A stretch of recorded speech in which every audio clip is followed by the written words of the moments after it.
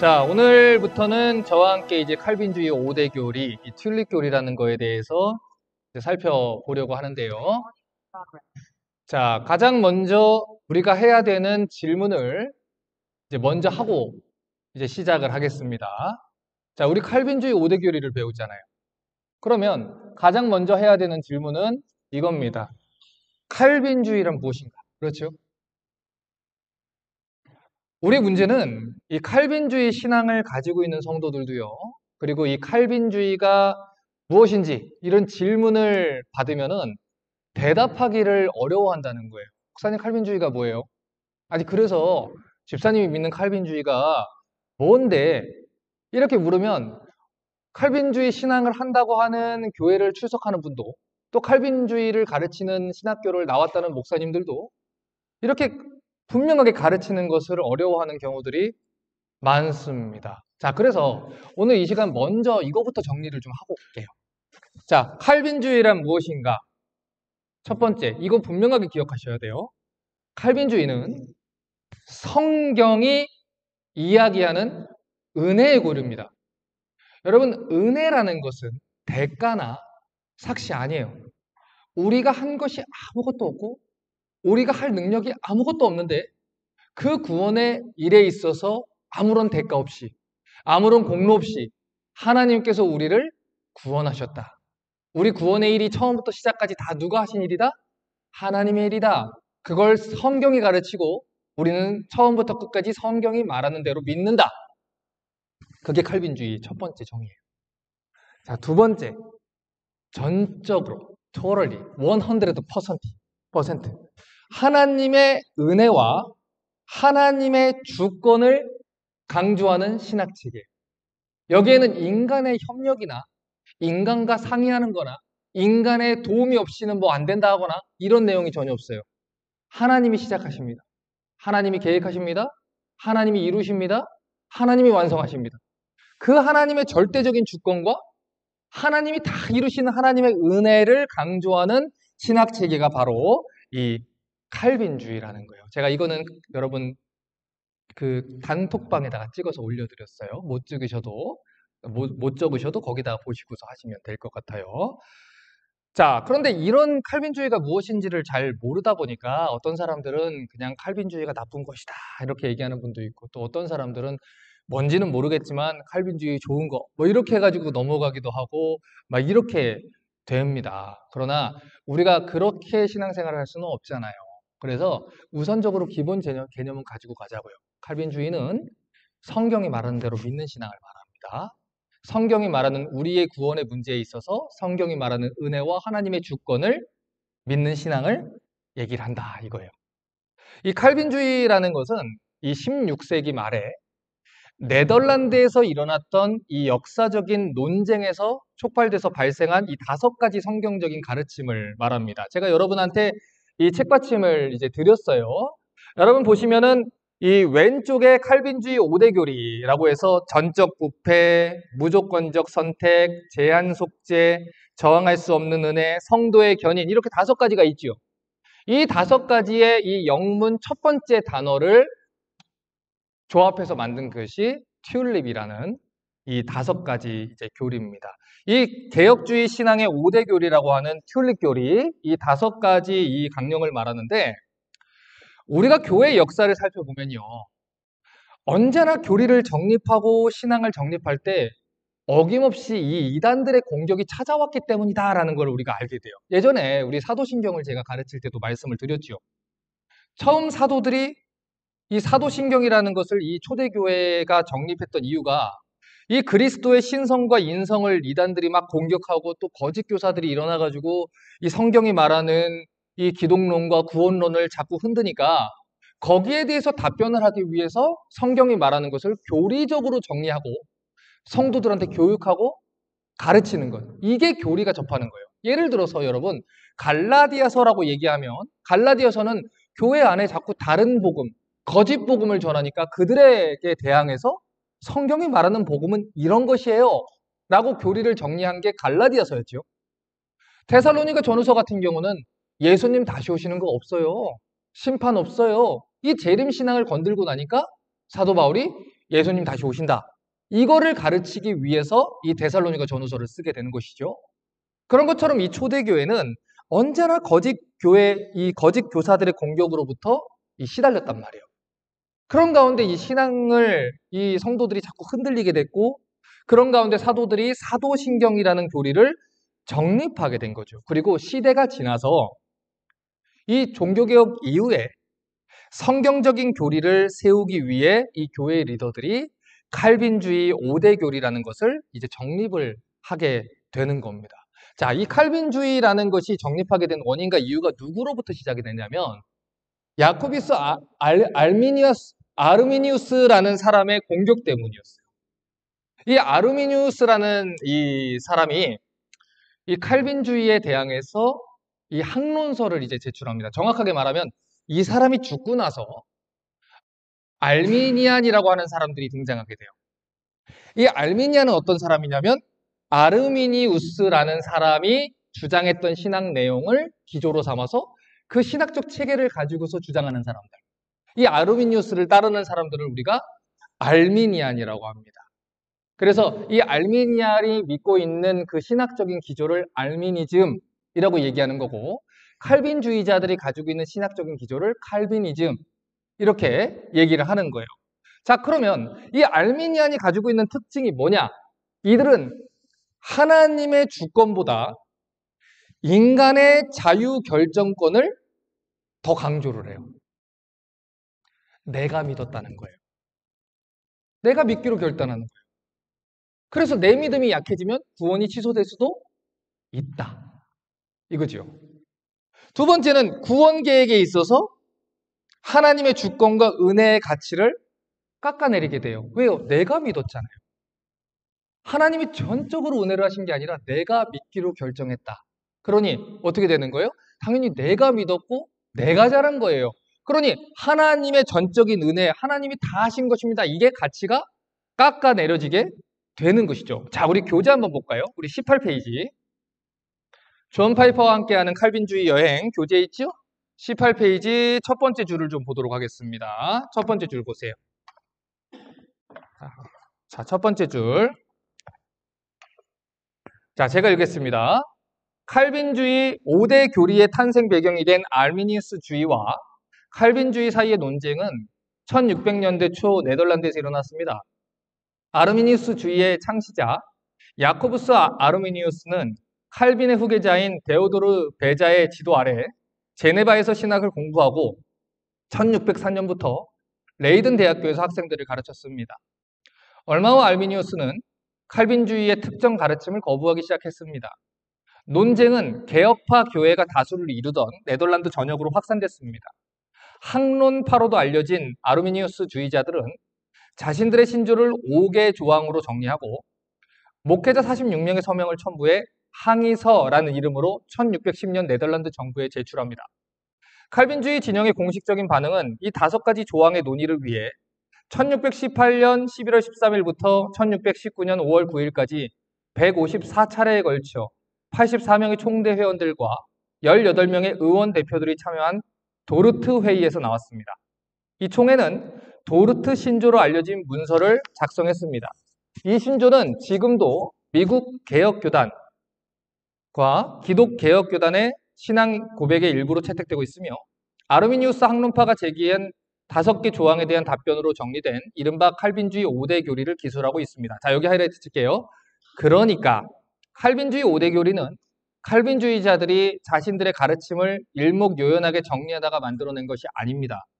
오히려 아르미니우스파가 자신들이 인정할 수 없었던 5가지 신학 주제들을 항목별로 제시했고 그에 대한 반박성 답변으로 나온 것이었습니다. 자, 이렇게 해서 나오게 된 이 성경이 말하는 이 5가지 은혜의 교리를 우리가 보통 튤립이라고 부릅니다. 방금 전에 읽었던 이 5가지 앞글자를 따는 거예요. 그래서 우리 20페이지 교재를 보시면 튤립이 어떤 내용인지 교재를 설명을 해놨고요. 제가 또 이 표에다가 정리를 이렇게 해놨습니다. 자, 물론 그런데 이 신학자들마다 이 튤립이라고 하는 이 5가지 표현이 칼빈주의의 5가지 가르침을 표현하는 최상의 표현으로 보지는 않아요. 이거보다 조금 더 우리가 이 칼빈주의의 가르침을 조금 더 부드럽고 또 완전하게 표현할 수 있는 방법이 있지 않을까? 그렇게 해서 이 존 파이퍼 목사님도 자신만의 언어로 표현을 하기도 하고 또 이 R.C. 스프라울 목사님도 이 표현을 조금 수정을 해서 표현을 하는 경우도 있습니다. 그런데 제가 이렇게 이 정리를 해드린 이유는 가장 보편적으로 알려져 있는 칼빈주의 5대 교리의 이 내용이 이렇기 때문에 제가 정리를 해놓은 거예요. 여러분 사실 우리 주변에는요 이 칼빈주의에 대해서 굉장한 거부감을 가진 사람들이 많이 있어요. 그래서 이 마치 칼빈주의를 칼빈이라는 사람이 만들어낸 교리다라고 생각을 하는 사람들이 많습니다. 그래서 누군가가 튤립이라는 말만 해도 그 사람이 뭐 칼빈 중독자다, 칼빈 추종자다 이렇게 생각하는 경우가 있어요. 자, 그런데 분명하게 말씀드릴게요. 칼빈주의는 존 칼빈이 만든 게 아닙니다. 칼빈이 살았던 시대에 칼빈 혼자만 주장했던 신학체계도 아니에요. 여러분 예를 들어서 우리가 그리스도인, 크리스천이라는 말을 쓰죠. 여러분 크리스천이라는 말은 우리 예수 믿는 사람들이 스스로 쓴 말이 아니에요. 이 사도행전의 기록을 보면 예수를 믿어서 그리스도를 위해서 목숨까지 걸고 나가는 이 성도들을 보면서 세상 사람들이 저거 그리스도한테 미친 사람들이구나. 그리스도인 이렇게 붙인 거예요. 그러니까 원래는 그 사람들한테 조롱하고 멸시하고자 붙인 이름이 크리스천이라는 이름입니다. 마찬가지예요. 이 칼빈주의자라는 것은 그 당시에 이 종교개혁 당시에 이 로마 카톨릭으로부터 오직 성경으로, 오직 믿음으로, 오직 예수 그리스도로 이렇게 이 종교개혁의 슬로건을 지키기 위해서 항거하는 자들, 프로테스탄트라고 불러요. 그 프로테스탄트라는 말이 프로테스트에서 온 말이에요. 그러니까 기존 교회의 질서에 항거해서 개혁을 일으키는 자들이다 라는 말인데 그들 가운데서 오직 성경대로 믿는 사람들, 오직 하나님의 주권과 오직 하나님의 은혜와 오직 예수 그리스도의 와 또 오직 하나님께 영광이라는 이 5가지 칼빈이 가르친 가르침대로 따르는 사람들을 자기들끼리 구분하기 위해서 저 사람들은 칼빈주의자들이야 라고 얘기하는 거예요. 그래서 그 당시부터 칼빈주의자라는 말의 원래 뜻은 성경을 성경 그대로 믿는 사람들이라고 통용이 됩니다. 그래서 종교개혁 당시에는 이 칼빈주의라는 말이 복음주의라는 말하고 거의 같은 의미로 사용이 됐었어요. 그런데 문제가 뭐냐면 이 19세기에서 20세기 초가 되면서 가짜 복음주의가 나오게 돼요. 이 신복음주의라고 하는 WEA라는 기관이 출현하게 됩니다. 그리고 이 사람들이 와서 복음주의라고 얘기를 하는데 이전에 칼빈주의자들이 얘기했던 성경 그대로 믿는 신앙이 아니라 변질된 이 복음주의를 얘기를 했기 때문에 그들과 분명한 구분을 짓기 위해서 다시 한번 칼빈주의라는 말이 강조됐던 거예요. 그러니까 이 시간 여러분 분명하게 알고 가기 이겁니다. 칼빈주의는 전적으로 성경에 근거한 신앙이다. 성경대로 믿는 신앙이다. 구원에 있어서 하나님의 은혜, 하나님의 주권을 강조하는 신학 책이다. 자, 이거를 여러분 분명하게 하셔야 돼요. 21페이지 봅니다. 자, 21페이지 첫 번째 줄 한번 보세요. 자, 첫 번째 줄 제가 읽을게요. 다만 칼빈주의 5대 교리는 죄인들을 구원하시는 여기 하이라이트일까요? 하나님의 핵심 사역. 하나님의 핵심 사역에 초점을 맞추고 있습니다. 자, 그러니까 이 알미니안들하고 칼빈주의가 가장 다른 부분이 여기입니다. 칼빈주의의 초점은 인간의 행위가 아니에요. 우리를 구원하시는 하나님의 사역입니다. 하나님이 시작하셨고 하나님이 마무리 지으실 또 하나님의 전적인 은혜로 주어지는 구원 사역을 강조해요. 칼빈주의는 좁게는 이 성경적인 5가지 은혜의 교리를 말하죠. 그러나 넓게는 철저한 성경적인 신앙을 가진 사람들을 통칭하는 표현이에요. 그런데 문제는 이 정작 그 내용에 대해서는 살펴보지도 않고 공부해 보려고 하지 않은 사람들이 칼빈주의를 마귀의 교리다. 칼빈은 제네바의 학살자다. 제세례파들을 마구 죽였던 사람이다. 라고 비난을 하니까 이 잔혹한 교리다라고 오해를 하게 되는 것입니다. 여러분, 그런데 저희 이제 교회 추천 도서로 제가 놨잖아요. 칼빈은 정말 제네바의 학살자가 맞는가? 그치요? 제가 그런 책들을 읽어보라고 하면요, 안 읽어봐요. 안 읽어보고 유튜브에 쓰는 거예요. 칼빈주의의 문제점. 아니, 문제점이라고 쓰니까 당연히 문제점이 나오죠. 칼빈주의의 잘못된 점. 칼빈주의 비판. 아니, 그러면 본인들이 원하는 대로 키워드를 설정하고 그걸 찾는데 당연히 원하는 대로 비판해줄 그거를 찾게 되죠. 여러분, 학문이라는 건 그게 아니지요. 내가 무언가를 근거로 제시하려고 그러면 이쪽의 근거를 제시할 책을 읽고 학자들의 의견을 얘기하고 정반대편에서 반대 이야기를 하는 사람들이 얘기를 하고 그 두 가지 논점을 비교를 해서 올바른 근거 아래서 결론을 내리는 것이지요. 그런데 정확히 말하면 칼빈주의가 싫은 겁니다. 왜냐하면 하나님의 주권과 하나님의 은혜를 인정하면 내 공로가 설 수 있는 여지가 없다고 느껴져서 그래요. 그러면 왜 인간은 내 공로를 세우는데 그렇게 애를 쓸까요? 그래야 내가 믿었잖아요. 내가 봉사했잖아요. 내가 어렸을 때부터 교회 다녔잖아요. 그러니 내가 상급도 받는 것이죠. 내가 평생을 교회 다니고 열심히 봉사했어요. 그런데 죽기 직전에 예수를 믿은 사람하고 나랑 얘랑 같으면 안 되잖아요. 그렇죠? 그건 좀 억울해요. 자, 그런데 동시에 또 이 알미니안들이 본래적으로 끌리는 게 어떤 거냐? 예수를 믿는 게 내가 예수를 영접한다. 그 행위로 예수를 믿는다. 이게 결정이 된다고 하면 내 평생 내 멋대로 살다가 죽기 직전에 회개라는 행위를 하면 된다고 믿는 거예요. 여러분, 그것만큼 간편한 게 어디 있어요? 그런데 더 큰 문제는 어디 있느냐? 여기에 칼빈주의의 이야기들을 끄집어와요. 그래서 구원은 취소되지 않습니다. 요걸 갖다 붙여요. 그러니까 이건 알미니안도 아니고 칼빈주의도 아니에요. 구원은 일단 취소되지 않아. 그러니까 나는 멋대로 살아도 돼. 그러나 혹시 불안하니까 마지막 순간에 회개하고 예수를 믿으면 돼. 그렇죠? 하지만 그럼에도 내가 믿은 거야. 그러니까 상급도 내 거야. 여러분, 제가 여러분한테 추천 도서들을 여러 개를 놨어요. 이 아르미니우스 주의라는 우리 제임스 패커가 쓴 아주 좋은 책입니다. 조금 어려울 수 있어요. 그러나 반드시 읽으셔야 돼요. 여러분, 이 책을 보면요, 알미니안도 한 종류가 아닌 걸 알게 돼요. 알미니안도 여러 종류들이 있어요. 자기들끼리도 의견이 합의가 되지 않아요. 어떤 사람들은 칼빈주의에 얘기하는 것들을 가져오고 그래서 어떤 사람은 구원이 취소되지 않는다라고 얘기해요. 왜요? 그래야 사람들이 좋아하잖아요. 그렇죠? 취소되면 이제 심각해지잖아요.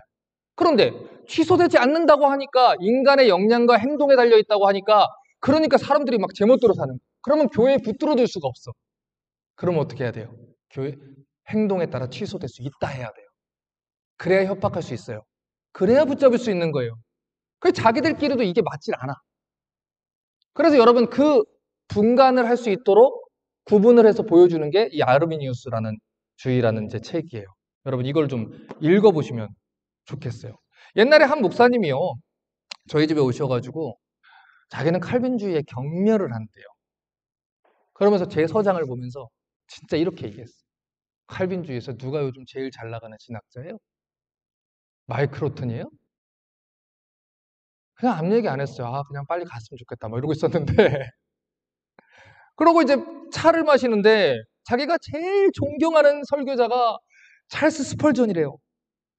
자기는 찰스 스펄전의 영향을 굉장히 많이 받았대요. 제가 얼마나 그때 당황스러운 입이 막 간지러운데 할 수도 없고.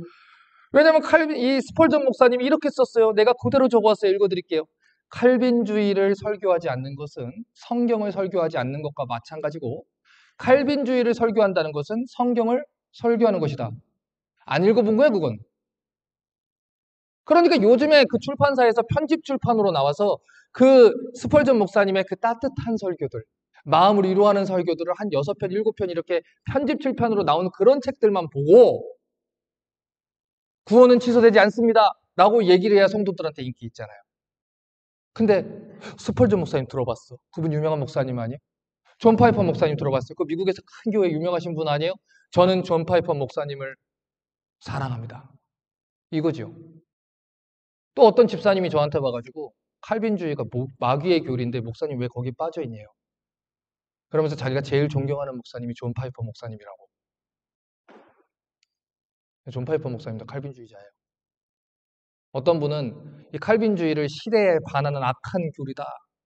그렇지만 자기는 이 시대의 진정한 목회자는 폴 워셔 목사님과 존 메가더 목사님이라 생각합니다. 두 분 다 칼빈주의자예요. 안 읽는 거예요. 그러니까 무엇을 주장하는지도 모르고 그들이 말하는 책도 다 읽어보지도 않았고 본인이 주장하고자 하는 내용을 더 주장하기 위해서 그냥 유튜브에다가 칼빈주의의 단점, 칼빈주의의 잘못된 점, 칼빈 학살자 뭐 이렇게 써가지고 사람들이 카더라 통신으로 자기들이 다 떠나는 것들을 가지고서 논쟁을 하는 것이죠. 그리고 자기들이 믿는 게 무엇인지도 모르고 오해하는 사람들이 너무나도 많다는 거예요. 그래서 제가 여러분한테 자꾸 책을 읽으셔야 된다라고 말씀을 드리는 겁니다. 신앙은 내 기호에 맞는 대로 세워져 가는 게 아니에요. 내가 좋아하는 목사님이니까 목사님이 말하면 다 오라 이렇게 따라가는 게 아니에요. 성경이 말하는 것이 무엇인지 성경대로 지어져 가야 되는 것이죠. 여러분 그래서 이 칼빈주의를 여러분 아셔야 되는 건 칼빈주의는요. 칼빈이라는 그런 특정한 사람들, 이 특정한 사람을 맹목적으로 따르지 않아요. 여러분 칼빈주의자들은 칼빈이라는 특정한 사람을 교조로 삼고 그 사람이 따르는 사람 것들을 따라가지 않아요. 여러분 존 웨슬리를 따르는 감리교도들은 존 웨슬리라는 사람을 교조로 삼습니다. 그래서 그들이 믿고 있는 그 신앙의 신조를 따라서 존 웨슬리의 생일 또한 기념일로 챙기는 교회들도 많아요. 여러분 칼빈은 사람이에요. 그도 틀린 게 있어요. 그도 흠이 있어요. 우리는 칼빈을 따르는 게 아니에요. 칼빈은 칼빈주의가 있다는 것도 몰랐어요. 그의 무덤에 가면 여기가 칼빈의 무덤이야? 모를 정도로 어느 곳에 가서 서 있었더니 자기가 무덤을 밟고 있는 거예요. 그렇게 죽었어요. 이름 없이 빚도 없이 가게 해달라고 해서 그 무덤에 제대로 된 표식도 없이 간 게 칼빈이라는 사람이에요. 그런데 칼빈이 사람들을 모아서 나 따라올 사람들 우리 지금부터 칼빈주의 전쟁을 선포하지 이게 아니라고요. 칼빈주의는 다른 게 아닙니다. 성경을 믿는 사람들을 말해요. 오늘 이 복음주의를 외친다고 하는 교회들의 이 방문을 해보면 사실 그들이 말하는 대부분의 복음주의가 신복음주의인 경우가 많아요. 그리고 그들이 주장하는 칼빈주의라는 것이 들어보면 네오칼빈이즘, 신칼빈주의라고 하는 극단적인 칼빈주의가 많아요. 그런데 문제는 뭐냐면 이 알미니안들이 본인들끼리도 이 의견이 합치가 안 된 것도 있고 동시에 그들이 이 칼빈주의를 비판할 때 가장 이 중점적으로 비판하는 게 뭐냐면 예정론이에요. 그들은 말해요. 성경에 분명히 하나님이 예정하셨던 게 써있지 않느냐. 그런데 왜 안 믿느냐? 성경에 그런 말도 있지만 다른 얘기도 있기 때문에 우리는 믿지 않는다. 들었죠? 그렇게. 딱 그렇게 들었죠? 자, 그러면 질문은 이거예요. 그러면 성경이 모순이 있다는 겁니까? 성경이 여기선 이렇게 얘기하지만 성경이 여기선 이렇게 얘기한다. 뜨거운 아이스 아메리카노 얘기하는 거예요? 그런데 성경에 모순이 없대요. 이게 무슨 말이에요? 취사 선택해서 믿는 게 아니에요. 여러분 우리가 성경을 창세기부터 우리 어른 성경학교를 배우면서 또 166 성경 공부를 배우면서 뭘 여러분 아셨어요? 성경은 창세기부터 요한계시록 같은 얘기를 해요. 모두 다 예수 그리스도의 이야기고 모두 다 우리를 구원하시는 여호와 하나님의 구원 이야기입니다. 성경은 같은 얘기를 한단 말이에요. 그런데 여기에선 이 얘기를 있지만 여기선 다른 얘기를 하기 때문에 다른 얘기도 많기 때문에 우리는 이걸 믿는 거야 라고 한다는 것 자체가 성경이 모순됐고 일관성이 없다고 얘기를 하는 것입니다. 하지만 성경은 취사 선택하는 게 아니에요. 로마서를 읽으면은 로마서는 오직 믿음으로 구원받는 걸 가르칩니다. 그런데 야고보서를 얘기할 때는 행위로 구원받습니다. 아니에요, 여러분. 로마서도 야고보서도 같은 얘기를 해요. 왜요? 저자는 누구니까? 하나님 한 분이시니까. 그런데 왜 이런 상황이 왔을까요? 성경에 무지하기 때문에. 본인들이 주장하고자 하는 것을 계속해서 주장하기 위해서 가리는 거예요. 성경이 말하고 있음에도 불구하고 가리는 거예요.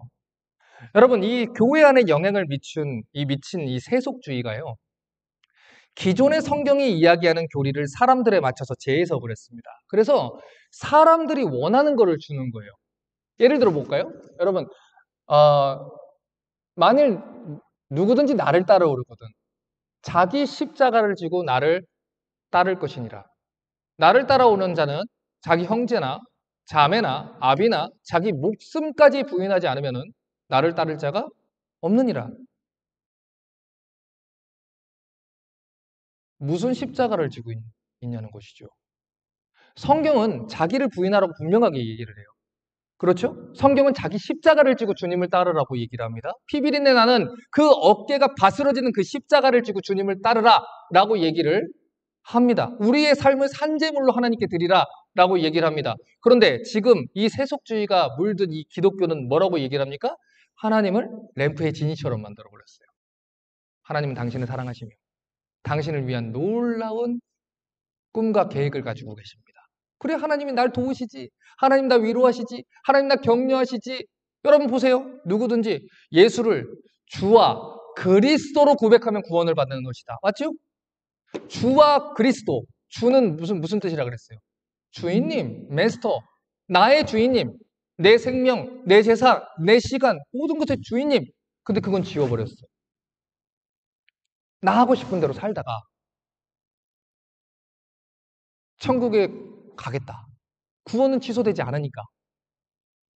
만약에 문제가 있는 것 같아도 마지막에 나의 행위로, 회개라는 행위로 구원을 받으면 되니까 내 인생 복잡하게 생각하지 않겠다. 예수 복잡하게 믿지 않겠다. 쉽게 믿겠다라는 것이죠. 제일 큰 문제가 이거예요. 예수를 믿으면 구원 받아요, 여러분. 그런데 문제는 뭐냐면 사기는요. 칠만 해야, 속을만 해야 사기가 돼요. 예수를 믿는 게 뭔지를 가르쳐 주질 않는 거예요.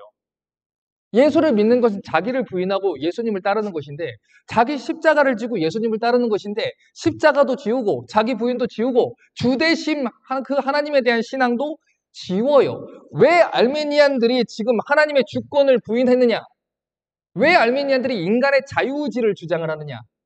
그것이 사람의 타락한 인간의 본성에 맞아요. 하나님이 우리의 주인이 되면 내 인생은 복잡해져요. 내가 하고 싶은 대로 못 살잖아요. 성경이 말하는 것이 사실이면 내가 하고 싶은 대로 못 하잖아요. 그래서 눈을 가리고 아웅하는 거예요. 내 인간의 자유의지가 훨씬 더 중요해야만 하는 거예요. 하나님의 주권보다. 내 인생은 나의 것. 내가 믿었다. 내가 선택했다. 내가 거부하면 하나님도 나를 어떻게 할 수 없다. 내 평생 내 멋대로 살다가 마지막에 내가 그러면 회개하겠다. 여러분 이 모든 것이 타락한 인간의 본성에 맞아요. 무엇이든지 많은 사람을 교회로만 끌어들이면 옳다. 이 실용주의, 소비자 중심주의. 이 세대의 분위기가 그쪽으로 들어오기 시작했어요. 그리고 사람이 많이 와야 물질도 많이 생겨요. 그 물질주의, 상대주의.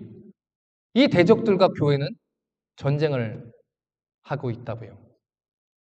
그러다 보니 성경이 말하는 하나님의 주권, 하나님의 은혜의 교리 점점 더 찾아보기 힘든 거예요. 우리 출애굽기 한번 볼까요? 출애굽기 25장.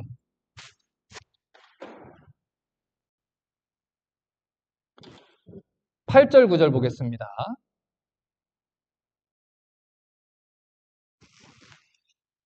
8절과 9절 한번 보세요. 25장. 자, 8절과 9절을 보시면 성막을 지을 때 하나님이 이렇게 명령하신 내용을 찾아볼 수가 있어요. 성막, 또 성전, 또 우리의 신앙 다 같은 말이죠.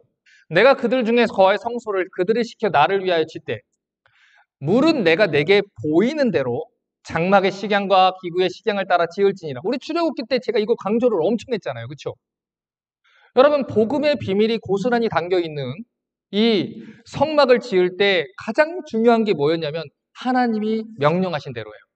하나님이 보여주신 대로 하나님이 말씀하신 대로 그곳에서 진행되는 제사 절차도 그곳에서 사용하는 제사 도구도 하나님이 명령하신 대로 만들고 하나님이 명령하신 대로 진행을 해야 됩니다.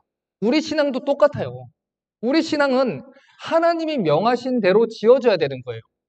그런데 지금 이 시대의 교리들은 하나님이 아닌 사람한테 초점을 맞췄습니다. 그래서 변질되는 거예요. 신본주의가 아니에요.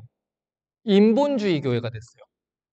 교회마다 다 하나님의 눈치를 보는 게 아니라 사람들 눈치를 보면서 사람들이 좋아할 만한 가짜 복음을 전하는데 애를 쓰고 있다고요. 여러분, 시대가 이렇기 때문에 칼빈주의가 배척을 당하는 거예요. 왜냐하면 칼빈주의는 성경주의이고 하나님주의이고 성경이 말하는 대로 신앙이기 때문이에요. 여러분, 그렇기 때문에 이 어른교리 학교를 시작으로 성경이 얼마만큼 하나님 중심인지를 여러분이 계속해서 보셔야 됩니다. 자, 다시 말씀드릴게요. 칼빈주의자라는 것은 성경대로 믿는 신앙을 가지고 하나님의 주권과 은혜를 인정하는 사람들이라는 것이지, 칼빈이라는 특정한 사람을 신앙의 교조로 삼고 따르는 사람들이 아닙니다. 자, 우리 교재 24페이지 아래에서 8번째 줄부터 한번 볼게요. 교재 24페이지 아래에서 8번째 줄부터 봅니다. 자, 제가 읽을게요. 아래에서 8번째 줄이에요. 자, 저는 존 칼빈이라는 인물 연구에서 특별한 권위를 주장할 수 있는 사람도 아니고 또 한편 개인적으로는 칼빈의 가르침이 모두 완전하다 생각하지 않습니다.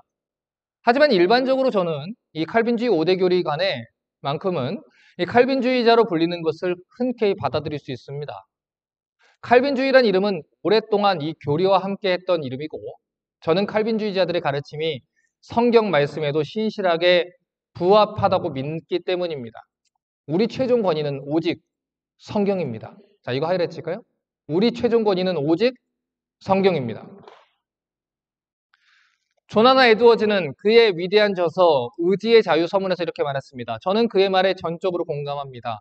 부분상 나는 칼빈주의자로 불리는 걸 전혀 부당하게 여기지 않는다. 그러나 칼빈에 의존하고 있다거나 또는 그가 믿고 가르친 것이란 이유로 그의 교리를 믿는다는 식의 주장은 전적으로 부인한다. 그리고 그가 가르친 대로 모두 믿는다는 비난도 정당하지 않다.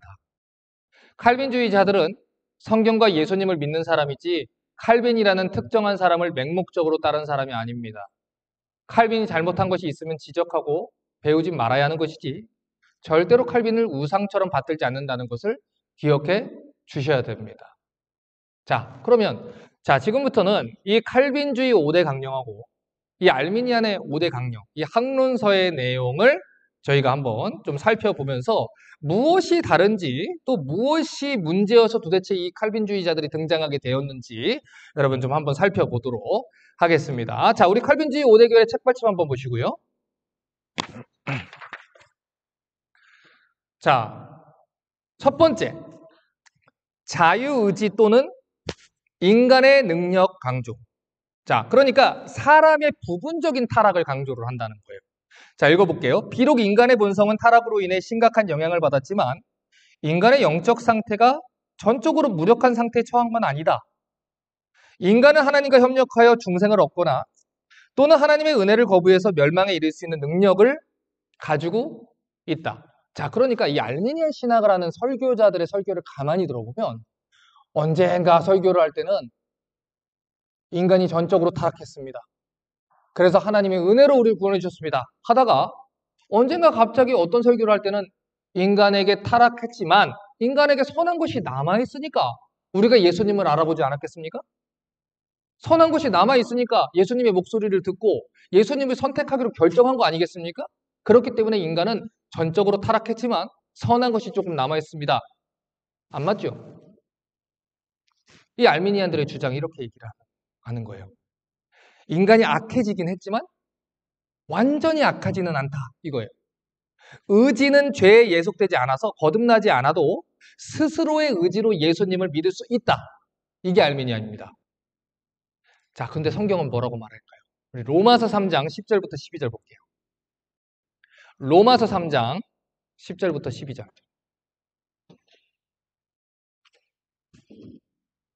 10절부터 12절. 저 목사님은 저렇게 얘기하고 저 목사님은 저렇게 얘기하고 달라스의 유명한 목사님도 이렇게 얘기했다.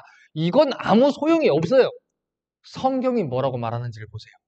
로마서 3장 10절부터 12절입니다. 기록한 바 의인은 없나니 하나도 없으며 깨닫는 자도 없고 하나님을 찾는 자도 없고 다 치우쳐 한 가지로 무익하게 되고 선을 행하는 자는 없나니 하나도 없도다. 자, 성경이 분명하게 얘기하지요. 스스로의 능력으로 하나님을 찾는 사람이 있다 없다? 없다. 근데 뭘 타락을 안 했다고 합니까? 성경은 분명히 말해요. 스스로 죄를 깨달을 사람도 없어요. 스스로 예수님께 나올 존재도 없다. 그런데 무슨 의지가 타락을 안 해서 예수님은 우리가 선택할 수 있다라고 얘기를 합니까? 여러분, 복음서의 기록을 보면 예수님이 수많은 병자들을 고치시지요. 그런데 그 중에서 제일 많이 나오는 병자들이 누구라 그랬어요? 소경이라 그랬어요. 소경, 벙어리, 안진뱅이, 귀머거리. 이들을 예수님께서 고치셨어요. 여러분, 그들이 상징하는 바가 뭐라 그랬죠? 소경은 스스로의 능력으로 예수님을 볼 수 없어요. 볼 수 없으니 예수님께 나올 수 없지요. 귀머거리는 스스로 예수님을, 이 복음을 들을 수 없어요. 벙어리는 스스로 하나님을 찬송할 수 없어요. 안진뱅이는 스스로 예수님께 걸어 나올 수 없어요. 그렇기 때문에 예수님께서 이 땅에 오셔서 그들을 먼저 찾아가시고 그들의 눈을 뜨게 하시고 귀를 열어주시고 입을 열어주시고 걷게 하셔서 예수님을 따르게 한 것입니다. 다시 말해서 예수님이 오시지 않았다면, 예수님이 그들을 먼저 찾아가시지 않았다면 그들은 먼저 볼 수도 없고 들을 수도 없고 찬송할 수도 없고 예수님을 따라갈 수도 없어요. 그래서 성경은 말해요. 우리가 구원을 얻는 일에 전적으로 무능력하다. 여러분 오해하지 마세요. 성경은 자유의지 자체를 부인하지 않아요. 내가 오늘 커피를 먹을까? 저는 자색 옥수수차를 오늘 좋아하는데 이거 먹을까? 이런 자유의지. 이거 말고 구원에 있어서 내가 하나님을 찾고 하나님의 의를 행하고 하나님이 원하신 선을 행하고 율법의 의를 추구하는 것, 이 구원에 있어서 우리에게 선한 의지는 하나도 없다. 그래서 루터는 말합니다. 타락한 인간의 자유의지라는 것은 노예의지일 뿐이다. 죄의 노예가 되어서 죄가 시키는 대로 행하는 죄의 노예일 뿐이다. 우리 스스로 하나님을 찾을 수 있다 없다? 없다. 우리 스스로 예수님을 믿을 수 있다 없다? 없다. 성경이 얘기한다고요. 근데 알비니안들은 인간의 의지가 완전히 타락하지 않았다고 말해요. 우리 의지가 타락하지 않았으니까 우리가 예수님을 만났을 때 예수님을 알아보고 따르기를 결단하지 않았느냐. 이렇게 얘기합니다. 자, 그런데 성경이 뭐라 할까요? 에베소서 봅시다. 에베소서 2장 1절 봅니다.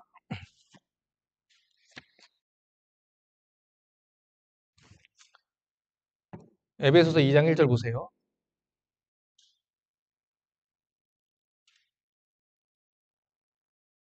자, 너희의 허물과 죄로 죽었던 너희를 살리셨도다. 죽었던이라는 것은 과거 완료입니다. 과거 완료. 이미 죽은 거예요. 죽어가던 아니죠. 죽을 뻔했던 아니죠. almost가 아니죠. 죽은 거예요. 이 성경이요. 죄로 타락한 이 사람들을 묘사할 때 허물과 죄로 이미 죽은 존재라고 말해요. 여러분 죽은 존재한테 생명이 있습니까? 없어요. 시체는 생명이 없어요. 시체는 볼 수도 없고 말할 수도 없고 들을 수도 없고 걸어 나올 수도 없어요. 근데 왜 알미니안들은 우리가 예수를 믿었고 믿기로 결단하는 행위를 했다는 사실에 자꾸 주목을 할까요? 왜 그 사실에서 성경이 인간이 완전히 타락한 것은 아니고 그의 의지에는 선한 것이 남아있다, 이 성경이 말하는 것과 다른 얘기를 할까요?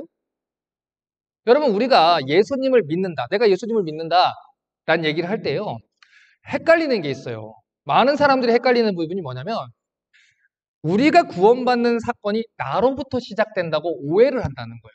왜요? 내가 교회에 나갔고 내가 설교를 듣기로 결단을 했고 내가 예수님을 믿기로 결단을 했으니까 내가 예수님을 믿었다라고 오해를 한다는 것이죠. 근데 성경은 그렇게 얘기하지 않아요. 성경은 예수 믿기 전에 우리가 허물과 죄로 죽은 자라고 말합니다. 다시 한번 말할게요. 시체가 무슨 말을 할 수 있어요? 시체는 구세주를 알아볼 수 없어요. 선을 행할 수 없어요. 하나님의 목소리를 듣고 일어설 수도 없어요. 자, 이 사건을 정확하게 얘기하는 예가 에스겔 37장에 나와요. 자, 에스겔 37장 한번 볼까요? 1절부터 10절입니다.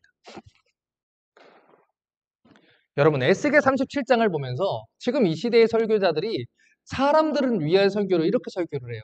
여러분, 마른 뼈와 같은 여러분의 가정이 회복될 것입니다. 여러분, 이제까지 무너졌던 여러분의 삶이 하나님의 능력이 있으면은 여호와의 군대같이 쓰임 받을 것입니다. 하나님의 은혜가 여러분을 회복할 것입니다. 제가 아까 말씀드렸죠. 그럴싸한 것이 돼야 속는다고요. 여러분 에스겔의 이 37장의 본문은요. 이스라엘 백성들이 끝까지 하나님께 범죄하고 언약에 배반하다가 바벨론의 포로로 끌려갑니다. 율법의 의를 행하려다 결국엔 실패하고 포로로 끌려갔어요. 소망 없는 자들, 하나님께 선을 행하는 데 있어서 아무 소망 없는 죽은 자와 같은 자들, 그들의 상태를 보여주는 것이 이 마른 뼈 같은 이 존재예요. 그들이 뭘 할 수 있어요? 하나님 앞에서 할 수 있는 게 없어요. 왜냐하면 그들은 허물과 죄로 죽은 자들이기 때문에. 그들의 처지를 알려주는 게 이 마른 뼈 얘기입니다. 자, 그런데 잘 보세요. 1절부터 읽을게요. 여호와께서 권능으로 내게 임하시고 그 신 성령으로 나를 데리고 가서 골짜기 가운데 두셨는데 거기 뼈가 가득하더라. 나를 그 뼈 사방으로 지나게 하시기로 본즉 그 골짜기 지면에 뼈가 심이 많고 아주 말랐더라. 무슨 얘기예요? 이미 죽은 지 오래됐다. 소망이 없다.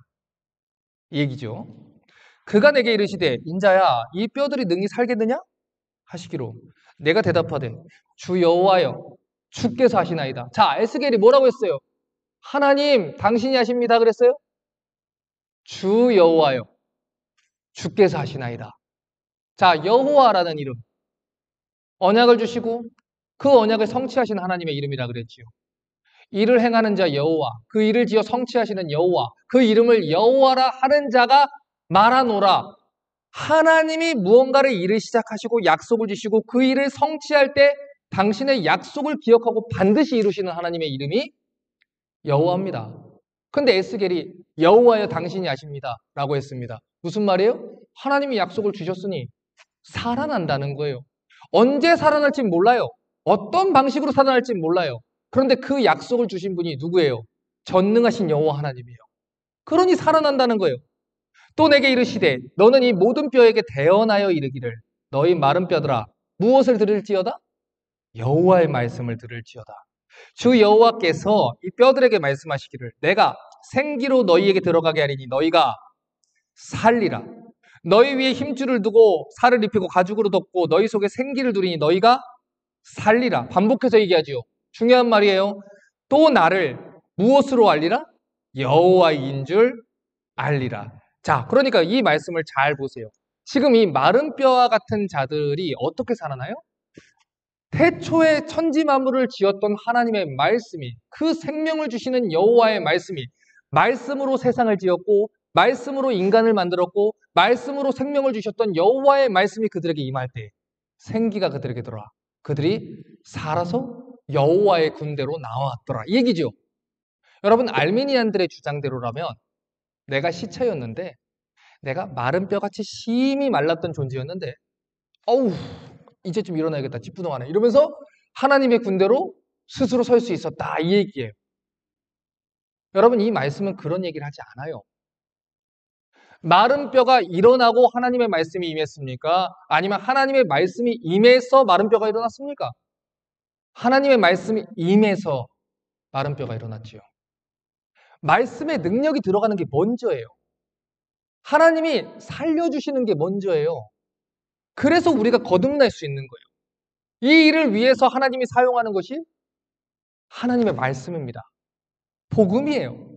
여러분, 그렇기 때문에 하나님의 말씀인 성경을 가르치지 않는 교회에서는 성도들이 거듭나기가 불가능한 겁니다. 하나님의 말씀을 전하지 않고 목회자가 성경을 인용해서 자기 이야기를 하는 것은 성도를 절대로 살릴 수가 없어요. 언제 그러면 사람이 거듭나니까? 여호와의 말씀을 대언하여 이르라.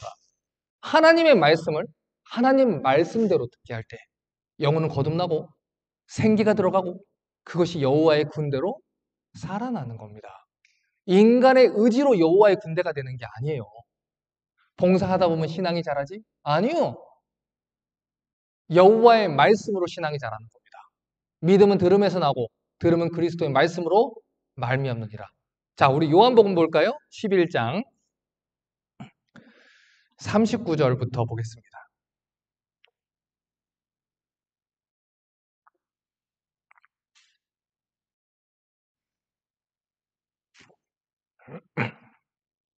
자, 11장 39절 보세요. 예수께서 가라사대 돌을 옮겨 놓으라 하시니 그 죽은 자의 누이 마르다가 가로되 여기 하이라이트일까요? 주여 죽은 지가 나흘이 되었음에 벌써 냄새가 나나이다. 무슨 말입니까? 완전 썩었다는 거예요. 이제 썩기 시작했다는 것이죠. 여러분, 예수님이 나사로가 죽고 나서 이 나흘이 되고 나서 이제 그제서야 갔어요. 왜 그러냐면 그 당시에 이 유대 전승에 따르는 그 당시 그 동네에 있었던 미신 중에 어떤 게 있었냐면 가사 상태에 있다가 숨이 돌아오는 경우들이 있었어요.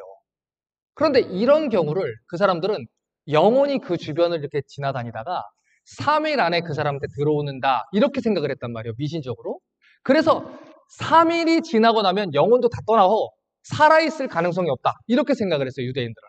그렇기 때문에 예수님이 일부러 이 나흘이 지나고 나서 완전히 썩는 냄새가 나고 그제서야 가는 거예요. 뭘 보여주려고? 얘는 완전히 죽었고 죽었다가 살아난 것이다. 이걸 가르쳐 주려고 얘기를 한 겁니다.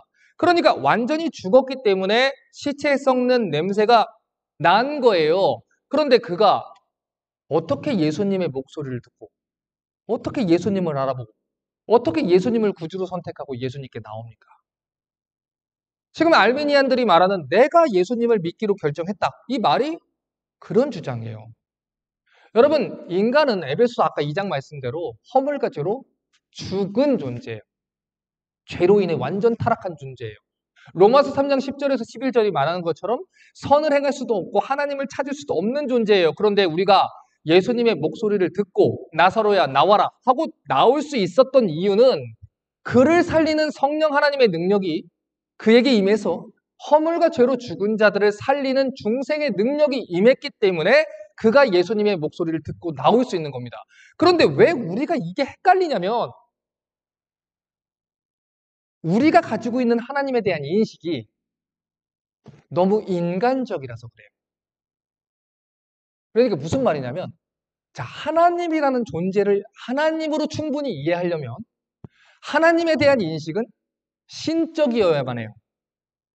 예를 들어 하나님이 전능하시다, 신이다 라는 인식을 가지고 있으면 하나님께 당연히 신인데 불가능한 일이 없어야 되는 것이죠.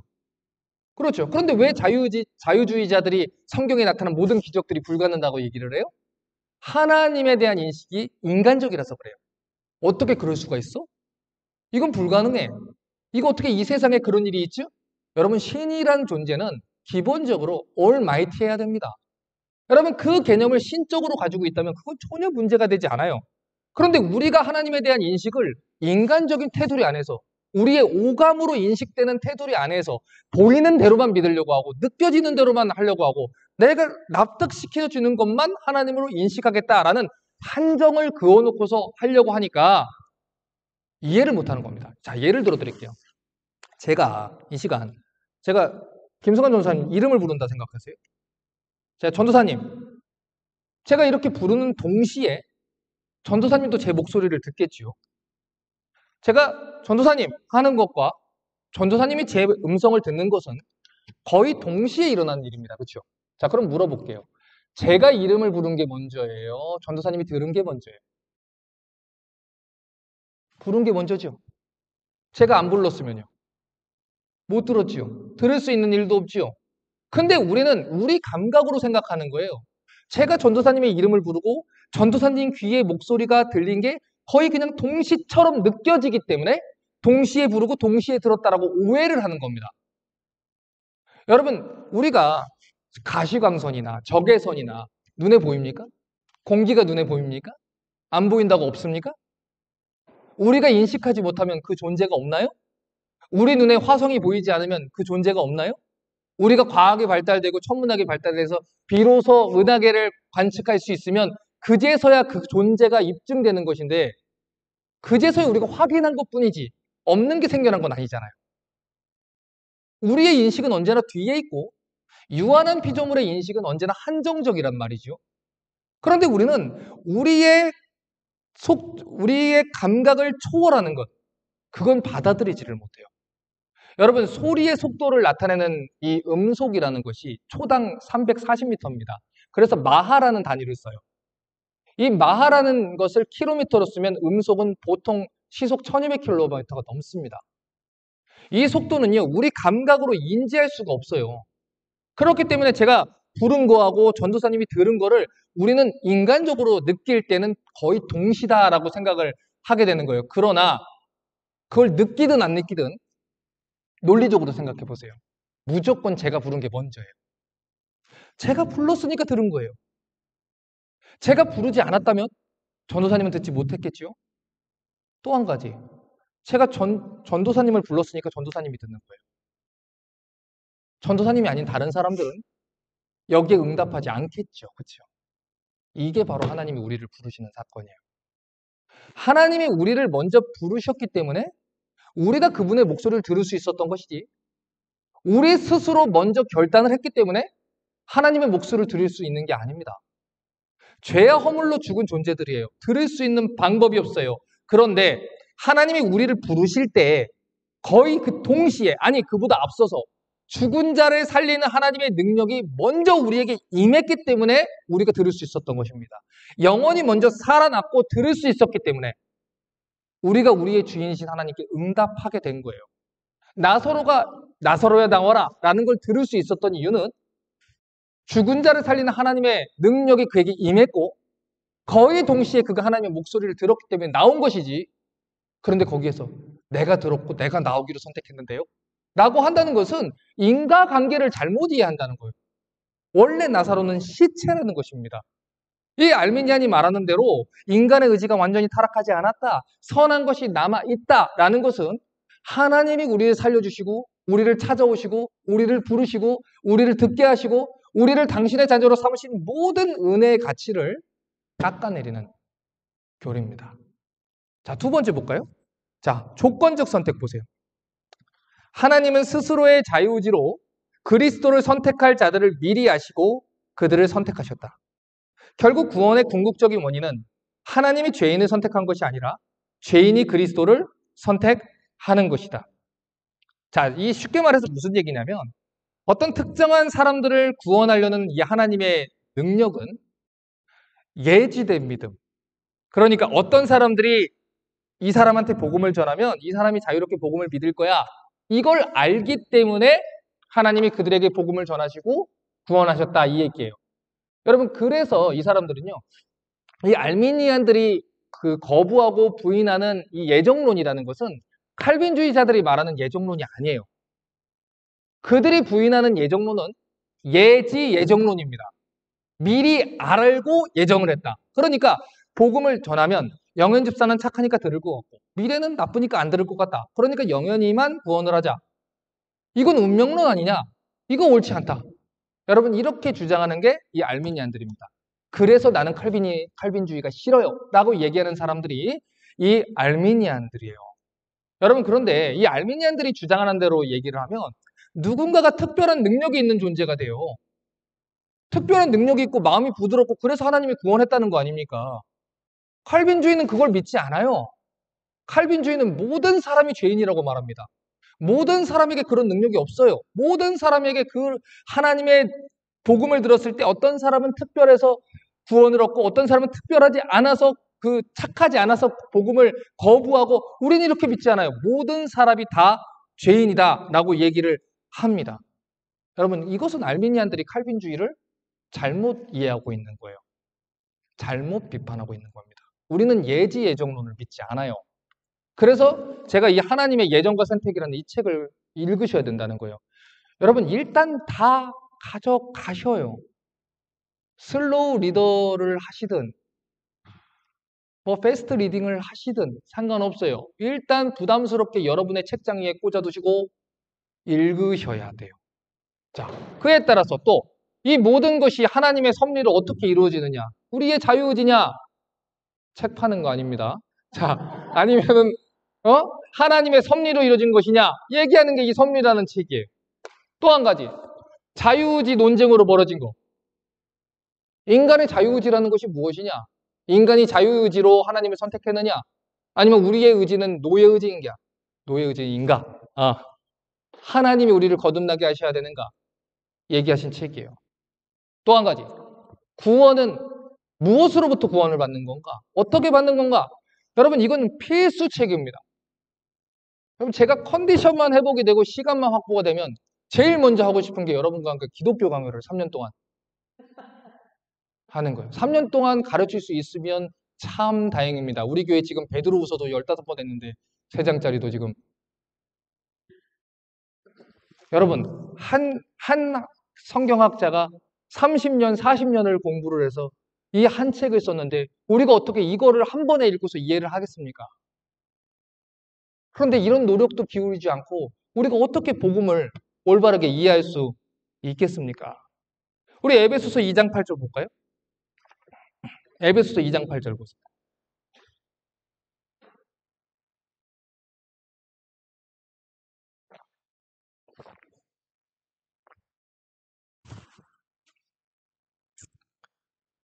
자, 보세요. 여기 하이라이트 치세요. 너희가 그 은혜를 인하여 믿음으로 말미암아 구원을 얻었나니 이것이 너희에게 난 것이 아니요 하나님의 선물이라. 행위에서 난 것이 아니니 이는 누구든 자랑치 못하게 하려 함이라. 분명히 성경이 행위에서 난 게 아니라고 하잖아요, 지금. 우리가 그 은혜를 인하여 믿음으로 말미암아 구원을 받았다. 그러니까 첫 번째 원인이 뭐예요? 은혜예요, 은혜. 하나님 은혜가 없으면 믿을 수 없어요. 하나님이 은혜를 주셔서 믿을 수 있었던 거예요. 내가 교회 왔는데요? 하나님이 은혜를 주셔서 교회 온 거예요. 내가 설교를 듣고 고민했는데요? 하나님이 은혜를 주셔서 설교를 듣고 고민하게 하신 거예요. 은혜 때문에 믿게 된 거예요. 은혜 때문에 구원을 얻은 거예요. 하나님이 세상을 이처럼 사랑하사 독생자를 주셨으니 이는 저를 믿는 자마다 멸망치 않고 영생을 얻는다. 믿음이 조건 아닙니까? 내가 믿었습니다. 믿는 자만 구원을 받는다 해서 내가 믿었습니다. 아니요. 그러면 그 믿음은 뭐로부터 옵니까? 은혜로 옵니다. 분명히 믿음이 구원의 조건이라는 건 맞아요. 그렇죠? 그런데 그 구원의 조건으로서의 믿음은 인간의 행위로서의 조건이 아니에요. 하나님의 행위로서의 조건입니다. 하나님의 은혜로 주어진 믿음, 하나님이 믿게 하신 믿음, 하나님의 행위, 그 하나님의 값없고 보배로운 은혜로운 행위가 우리로 하여금 믿게 하셨다. 그래서 믿음이라는 조건이 충족되게 되는 거예요. 그런데 우리는 뭘 하고 싶어요? 내가 믿었다, 이거 내가. 쟤들은 아닌데 내가 믿었다. 그러니까 쟤들보단 내가 낫지요. 내가 교회를 어렸을 때부터 다녔고 봉사도 했고 믿어서 뭐 했고 성숙하게 뭐 했으니까 천국에서 쟤는 개털모자 나는 황금모자. 이런 게 나오는 거예요, 여러분. 우리 요한복음 15장 16절도 볼까요?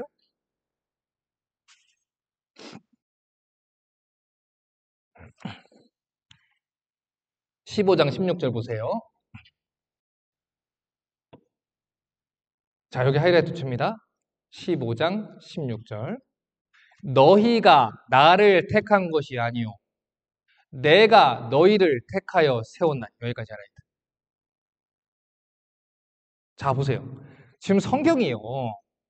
우리가 하나님을 선택했다 그래요. 하나님 우리를 선택했다 그래요. 하나님이 선택했다 그러지요, 분명히. 근데 왜 내가 하나님 선택했다? 성경이 말하고 있는데. 여러분, 성경은요, 분명하게 말해요. 하나님 선택으로 우리가 구원받은 거예요. 인간의 선택이나 조건으로 구원에 이르는 게 아닙니다. 그럼에도 불구하고 알메니안 신학은 내가 하나님을 선택했다. 이렇게 주장을 한다는 거예요. 다시 말씀드립니다. 하나님은 우리가 가진 조건을 가지고 우리를 구원하지 않았어요. 저 사람은 복음을 들으면 믿을 만한 부드러운 마음을 가졌구나. 그것을 알고 구원한 게 아니에요. 모두 다 타락한 죄인인데 그 중에서 하나님이 몇 사람을 구원하기로 작정하셨다는 것. 그게 바로 은혜로 주어진 구원교리입니다. 그런데 바로 이 부분을 알미니안들이 거짓 교리로 전했다는 거예요.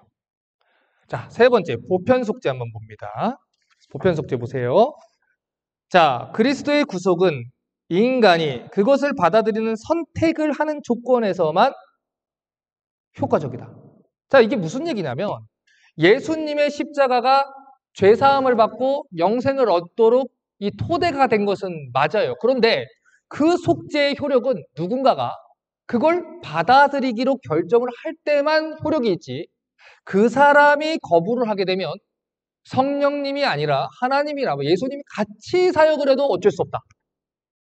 내가 끝까지 거부하면 이 속죄의 능력은 나를 돌이킬 수 없다. 이렇게 얘기를 합니다. 여러분, 아닙니다. 아니에요.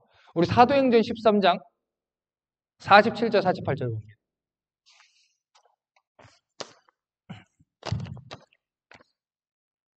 사도행전 13장 47, 48절 보세요.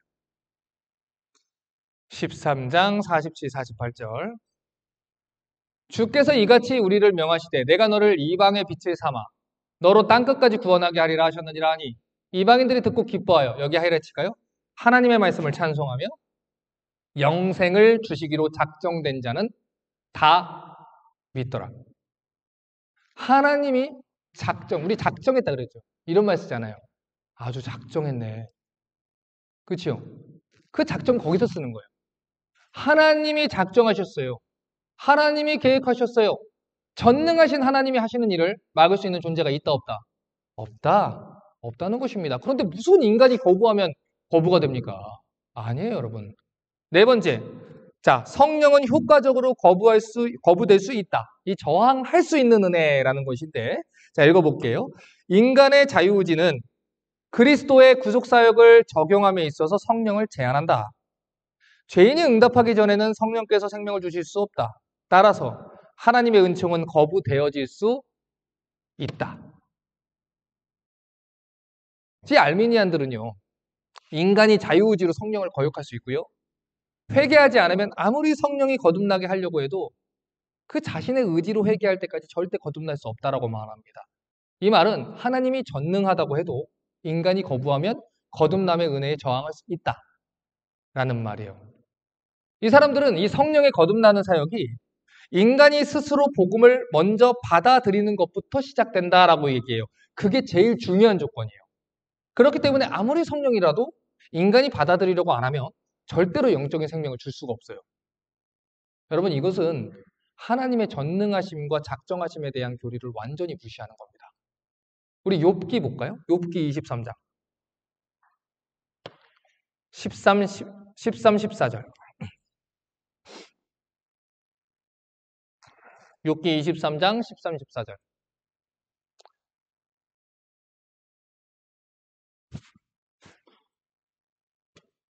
13, 14절 보세요. 그는 13, 14절입니다. 네. 그는 뜻이 일정하시니 누가 능히 돌이킬까 그 마음에 하고자 하시는 것이면 그것을 행하시나니 그런즉 내게 작정하신 것을 이루실 것이라. 이런 일이 그에게 많이 있느니라. 성경은 언제나 얘기합니다. 하나님은 신실하신 분이고요. 작정하신 뜻을 다 이룰 수 있는 능력이 있는 분입니다. 창세기에서는 이렇게 얘기했지만 계시록에서는 이렇게 얘기한다. 아니에요. 성경은 신실하신 한결같은 하나님, 그리고 당신이 작정하고자 하는 내용은 언제든지 이루시는 하나님을 말합니다. 그렇기 때문에 이 성경에 기록된 하나님의 성품은 창세기나 요한계시록이랑 똑같아요. 제가 예전에 우리 청년들한테 요한계시록을 8개월 동안 강의를 한 적이 있어요. 근데 그랬더니 어떤 성도가 저한테 그러는 거예요. 우리 목사님 큰일 났다고. 왜 큰일 난 거예요? 요한계시록을 강의하는 거예요? 신천지에 빠져가지고, 이단에 빠져가지고 요한계시록을 가르친다고. 여러분, 성경 66권은 다 창세기부터 계시록까지 예수 그리스도에 대한 말씀입니다. 복음에 대한 얘기입니다. 레위기도, 욥기도, 잠언도, 전도서도, 요한계시록도 다 성경의 복음에 대한 이야기입니다. 그런데 왜 큰일 났다고 하는 거예요? 왜 성경을 가르치면 안 된다라고 얘기하는 거예요? 무지해서 그래요. 여러분, 무지성으로 기독교를 믿으려고 하시면 안 돼요. 점검하셔요. 생각하셔요. 성경이 말하는 일관적인 원칙에 따라서 신앙생활 하셔야 돼요. 그게 교리예요. 창세기부터 계시록까지 기록하신 분은 누구예요? 하나님이에요. 하나님 한 분이에요? 그러면 창세기에서는 다른 말을 하고 요한계시록에서 다른 말 합니까? 아니요. 다 같은 얘기를 해요. 하나님의 신실하심, 하나님의 전능하심, 하나님의 작정하심, 성경은 항상 그 얘기를 합니다. 그런데도 이 알미니안들은 인간의 자유의지를 하나님의 전능하신 능력보다 위에 둬요. 인간이 작정하고 덤비면, 불순종하려고 덤비면 하나님도 어쩔 수 없다는 식으로 가르칩니다. 비성경적인 교리입니다. 자, 5번째. 은혜로부터의 타락. 자, 제일 치명적인 거. 구원을 얻은 자들도 믿음과 그 외의 것을 지키는데 실패하면 그들의 구원을 상실할 수 있다. 구원받은 성도들도 믿음에서 떨어져서 구원을 상실할 수 있다는 거예요. 구원이 취소될 수 있다는 것이죠. 왜 그러냐면 이 알미니안들은 이 영원한 생명이라는 것이 죄인이 그리스도께 올 때 확보되는 게 아니라 죽을 때까지 그리스도에 대한 자기가 신실하게 대한 그 믿음에 달려있다고 주장을 합니다. 그러니까 자기의 노력과 자기의 상태에 따라서 믿음이 유지될 수도 있고 취소될 수도 있다라고 얘기하는 거예요. 이것은 하나님의 은혜의 주권을 어떻게든 인간의 선택으로 제한하려고 하는 시도예요. 이 구원이라는 것이 하나님과 인간의 공동 노력을 통해서 성취된다는 것이고 최종적인 결정론자도 하나님이 아니에요. 인간에게 달려있는 거예요. 보다 더 정확하게 말하면 인간의 자유의지로 하나님과 협력을 하고 하나님의 은혜의 선물을 받아들이기로 선택하는 자들에게만 구원의 효력이 있다. 여러분 이게 어거스틴하고 논쟁을 벌였던 펠라기우스, 그 이후에 반펠라기우스 이단들에 하는 말입니다. 그러나 그들은 그렇게 얘기하지 않아요. 자기들은 그렇게 얘기하지 않아요. 그러나 그 내용 중에 극단적으로 그들과 똑같은 가르침을 가진 자들이 있다는 거예요. 제가 말씀드렸지만 알미니안도 여러 부류들이 있습니다. 극단적인 알미니안들은 펠라기우스 이단들과 똑같은 이야기를 해요. 물론 복음주의적인 알미니안들은 그들과는 다른 이야기를 하는 경우도 있어요. 그런데 그들 사이에서도 합치가 안 돼서 구원이 취소된다고도 얘기했다가 구원은 취소 안 된다고도 얘기했다가 그런 얘기를 한다는 거예요. 그러나 성경은 분명히 뭐라고 말합니까? 구원이 취소된다 안 된다? 안 된다. 빌립보서 1장 6절이 뭐래요? 뭐라고 합니까? 너희 안에, 자 우리 찾아볼까요? 빌립보서 1장 6절.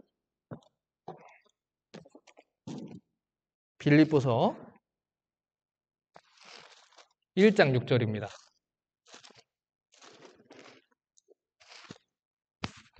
자, 너희 속에 착한 일을 시작하신 이가 그리스도 예수의 날까지 이루실 줄을 우리가 확신하노라. 누가 이루십니까? 하나님이 이루신다는 거예요. 하나님이 이루신다는 것입니다. 우리 마태복음 22장 14절도 한번 봅니다. 마태복음 22장 14절.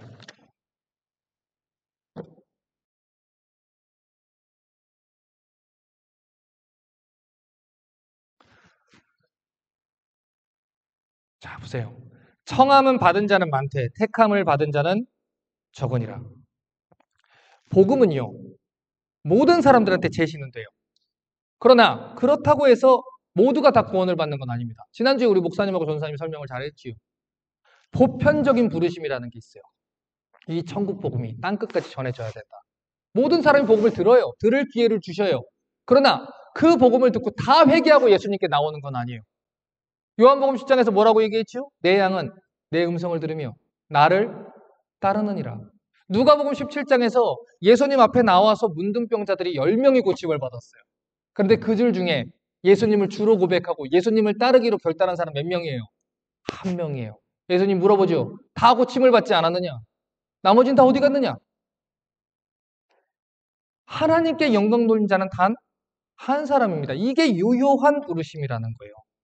여러분 성경이 분명히 말해요. 청함은 받은 자는 많되 택함을 입은 자는 적으니라. 그러니까 알미니안들이 말하는 대로 보편적으로 모든 유니버셜하게 모든 사람들을 하나님이 결국 구원할 것이다 라는 것은 성경이 얘기하는 게 아닙니다. 그들 가운데서 하나님이 몇을 구원하기로 작정했고 하나님의 작정과 예정 안에 있는 사람들은 그 구원의 서정에서 떨어질 수 없다. 이것이 칼빈주의가 얘기하는 겁니다. 자, 그러면 이제 마지막으로 이 칼빈주의 5대 강령을 간략하게만 좀 설명할게요. 자, 오늘 헷갈려도 괜찮아요. 앞으로 계속 얘기할 거니까요. 걱정하지 마셔요. 자, 인간의 전적 타락 먼저 봅니다. 전적 부패. 자, 왼쪽에 있죠? 자, 칼빈주의 첫 번째 교리는 말해요. 인간은 타락으로 인해서 구원을 얻기 위해 복음을 믿는 일에 전적으로 무능력해졌다. 구원에 관해 전적으로 무능력하다. 구원은 오직 성령의 중생하게 하시는 은혜를 통해 가능해지며 전적으로 하나님의 선물이라. 자, 그러니까 성경에 말하면 죄는 우리의 정신, 정서, 이성, 행위 모든 것을 완전하게 다 타락하게 만들었어요. 죄가 건들지 않은 부분은 하나도 남아있지 않아요. 그래서 로마서 3장 10절부터 12절에 말하는 것처럼 인간은 구원 얻는 일에 있어서 철저하게 무능력합니다. 하나님을 찾을 마음도 없고 예수 그리스도께 나올 수 있는 능력도 없어요. 그래서 타락한 모든 인간은 예수님을 영접하고 복음을 듣고 하나님께 나아오는 일에 전적으로 무능력합니다. 그리고 무관심해요. 제가 그래서 아까 자유의지가 노예의지라는 말로 제가 설명을 드렸던 거예요. 우리 25페이지 한번 볼까요? 25페이지. 마지막 기록된 전적 타락 단락 한번 보세요. 25페이지. 전적 타락 단락 있죠? 자, 보세요. 우리 안에 죄악과 부패는 매우 강력해서 저와 여러분을 모두 죄의 노예로 만들고 우리 자신의 폐역과 무지를 스스로의 힘으로는 도저히 극복할 수 없는 만큼 심각한 상태로 만들었습니다. 우리를 우리 자신에게서 도저히 구원할 수 없는 우리의 이 무능력함은 매우 전적인 것입니다. 우린 절대로 나 자신을 구원할 수 없습니다. 나의 패역함을 이겨내고 나의 무지몽매함을 벗고 구원자께 효과적으로 나아가는 그 모든 일에 우리는 오직 하나님의 은혜에 철저히 의존하고 있습니다. 그래서 성경이 분명하게 말하는 거예요. 믿음은 오직 하나님의 선물이에요. 우리 노력 아닙니다. 애씀 아니에요. 하나님의 은혜와 하나님의 자비의 선물이에요. 여러분, 그렇기 때문에 칼빈주의는 이 성령의 거듭나게 하시는 역사가 없이는 하나님의 구원의 은혜에 참여할 수 없다라고 가르치는 거예요. 자, 두 번째 볼게요. 무조건적 선택. 하나님의 선택은 인간의 덕이나 예지할 수 있는 행위에 의한 것이 아니고 오직 하나님의 주권적인 의지에 근거한다. 따라서 구원의 궁극적인 원인은 죄인이 그리스도를 선택하는 것이 아니라 오직 하나님이 죄인을 선택하시는 것에 있다. 이렇게 얘기를 합니다. 자, 방금 전에 말했죠. 타락한 인간이 하나님께 전혀 나올 수도 없고 하나님을 선택할 수도 없다. 이렇게 얘기를 했습니다. 그래서 구원은 하나님이 우리를 먼저 찾아오셔야만 가능하다고 얘기하는 거예요. 그런데 이 알미니안들은 그리스도를 믿고 진실로 구원을 받아도 취소될 수 있다. 그리고 내가 믿어서 구원받은 것이다. 이렇게 얘기하는 것이죠. 그런데 성경에 따르면은 인간은 절대로 하나님을 절대로 먼저 찾지 않아요. 하나님이 인간을 찾아오시는 것의 출발점은 인간의 선택이 아니라 언제나 하나님의 선택입니다. 자, 그러면 여러분을 구원하기 위해서 찾아오신 하나님의 선택은 언제 이루어졌을까요? 에베소서 1장 봅니다. 에베소서 1장 3절부터 6절 보세요.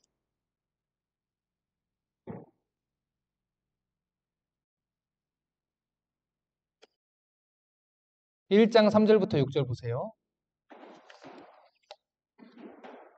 찬송하리로다 하나님 곧 우리 주 예수 그리스도의 아버지께서 그리스도 안에서 하늘에 속한 모든 신령한 복으로 우리에게 복 주시되, 여기 하이라이트 칠게요. 곧 창세 전에 그리스도 안에서 우리를 택하사 우리로 사랑 안에서 거룩하고 흠없게 하시려고 그 기쁘신 뜻대로 우리를 예정하사 예수 그리스도로 말미암아 자기 아들들이 되게 하셨으니 이는 그의 사랑하는 자 안에서 우리에게 거저 주시는 바 그의 은혜의 영광을 찬미하게 하려는 것이라. 여러분, 우리 구원은 인간의 행위나 선택으로 이루어지지 않아요. 창세 전에 우리를 선택하신 하나님의 작정과 선택으로 그 예정으로 이루어지는 일입니다. 여러분, 이렇게 얘기하면 이 알미니안들과 이 칼빈주의를 거부하는 사람들 이렇게 물어봐요. 그러면 하나님이 창세 전에 이미 죄 지을 걸 알았네요? 그럼 죄 지을 존재로 인간을 만든 거네요? 그럼 불완전하게 만든 거잖아요. 애초에 죄를 짓지 않게 만들어 놨으면은 그러면 우리가 죄 짓지 않았을 거 아닙니까? 그럼 물읍시다. 하나님이 여러분을 가장 사랑하시고 가장 완전하게 대우하는 건 뭡니까? 죄를 지을 수도 없는 로봇 같은 존재로 만드는 게 그게 하나님이 대우하시는 겁니까? 여러분은 지금 자유의지라는 것을 강조하고 있어요. 여러분의 자유의지, 그 자유의지를 얘기하려고 하나님의 주권을 가리고 있습니다. 그런데 지금 여러분이 얘기하는 거는 하나님이 처음부터 자유의지를 주지 말았어야 됐다. 내가 죄를 짓지 않도록 기계로 만들었어야 됐다. 그렇게 말하고 자유의지를 주장합니다. 궤변이죠. 궤변이에요. 하나님이 우리를 사랑하시는 최고의 방법은, 최고로 우대하신 것은 우리 스스로 선과 악을 행할 수 있는 상황에서 하나님을 쫓아 선을 행할 수 있는 존재, 그 자유의지를 하나님을 위해서 쓰기를 바란 것입니다. 그런데 하나님이 우리를 구원하기로 예정했다면서요. 이게 인간적이라는 거예요. 우리 생각으로는, 인간적으로는 전후 관계가 논리적으로 우리는 시간이라는 것에 갇혀 지내는 존재이기 때문에 인간의 시간적인 개념에서는 그게 이해가 되지 않아요. 그러나 시간이라는 개념을 창조한 분도 누굽니까? 하나님이에요. 공간이라는 것을 창조한 분도 누굽니까? 하나님입니다. 우리 말로 설명은 다 되지 않지만 하나님께는 설명이 돼요. 하나님은 인간을 선하게 지으셨어요. 성경이 그렇게 얘기합니다. 하나님은 태초 전부터 우리를 예정하셨어요. 구원하기로 작정하셨어요. 그러면 성경이 그렇게 얘기하는 거예요. 그러면 우리는 그걸 믿는 것이죠. 객관적으로 얘기할 건 이거예요. 그래서 죄를 지은 건 누구냐고요? 우리예요. 여러분, 우리가 아담의 죄로 지옥 갑니까? 아니죠.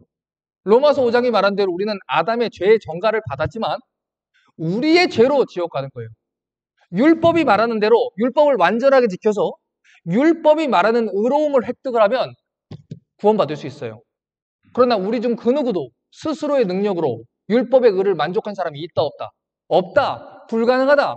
그래서 우리는 계속해서 율법을 바라보면서 우리의 불가능성을 깨달아요. 그걸 보여주는 게 구약의 이스라엘. 마른 뼈와 같이 타락해버린 그들. 그런 자들을 누가 살리셔요? 생명을 살리시는 거듭나게 시작하는 하나님의 능력. 그를 살리기 위해서 예수가 죽으셨고 그를 살리기 위해서 대가를 치르셨고 그 능력이 우리에게 임해서 우리가 구원받게 된 거예요. 그리고 그 구원받은 성도들이 구원받고 나서 무엇을 알게 됩니까? 내가 하나님의 은혜를 입었구나. 하나님이 나를 구원하시려고 창세전부터 예수 그리스도를 예비하셨구나. 하나님이 나를 사랑하셨구나. 이거를 찬송하게 되는 거예요. 여러분, 예정은요, 불신자들을 위한 교리가 아니에요. 하나 물어볼까요? 여러분, 성경이 택하신 자들을 위한 책입니까? 아니면 택함받지 않은 자들을 위한 책입니까? 택하신 자들을 위한 하나님의 책이에요. 구원받은 성도들을 위한 하나님의 책이에요. 에베소서는 에베소 교회에 구원받은 성도들에게 주는 책이에요. 그런데 바울이 뭐라고 합니까? 찬송하리로다. 하나님이 너를 사랑하셨다. 하나님이 너를 선택하셨다.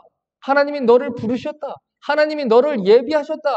너를 위해 태초 전부터 예수 그리스도 예비하시고 너를 구원하기로 작정했다. 하나님의 은혜를 깨달은 자들에게는 그 예정 교리는 찬송과 영광의 교리밖에 되지 않아요. 논쟁을 하려고 주신 교리가 아니에요. 하나님께서 그걸 가지고 예정을 했다, 안 했다. 난 그러니까 믿는다, 안 믿는다. 그거 하나를 가지고 논쟁을 하라고 주신 교리가 아니에요. 이것은 영광의 찬송을 부르는 성도들에게 주는 감사와 은혜의 교리입니다. 그런데 우리의 이해가 인간적이다 보니까 취사 선택해서 하나님의 말씀도 선택해서 받는 거예요. 선택해서. 계속 해볼까요? 제한 속죄. 그리스도는 오직 그분의 택하신 백성을 위해서만 죽으셨다. 여러분, 26페이지 아래에 있는 제한 속죄 단락을 한번 읽어볼게요.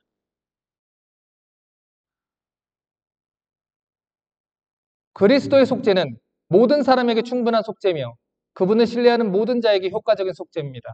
그것은 가치에 있어서 혹은 충족성에 있어서 어떤 식으로든 한계가 존재하지 않습니다.